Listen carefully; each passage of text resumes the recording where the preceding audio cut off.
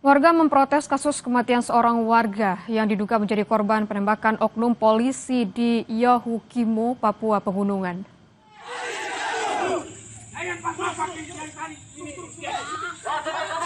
Aksi dilakukan warga dari 12 suku di Yahukimo dengan melakukan long march menuju Mapolres Yahukimo. Jenazah warga yang diduga menjadi korban penganiayaan oknum polisi turut dibawa dalam aksi tersebut. Warga menuntut pelaku penganiayaan diproses hukum. Kapolres Yahukimo menyatakan seluruh anggota Polsek Nekai yang diduga terlibat dalam kematian warga tersebut dalam pemeriksaan.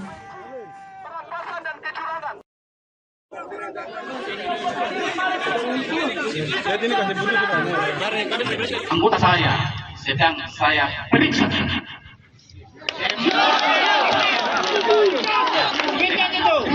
Semua yang pikir saya sudah laksanakan, sedang sekarang ini diperiksa. Saya akan periksa hasil pemeriksaan itu, nanti saya simpulkan. Hari ini juga saya nonaktifkan Kapolsek. Informasi lainnya, Saudara, Polda Jawa Timur menetapkan 9 orang sebagai tersangka kasus pembakaran gedung negara Gerahadi.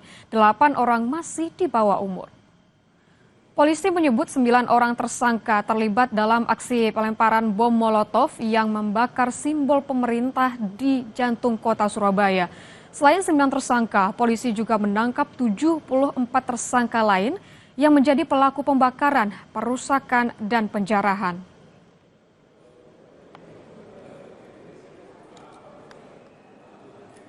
Berperan dalam membuat bom Molotov sebanyak 5 buah.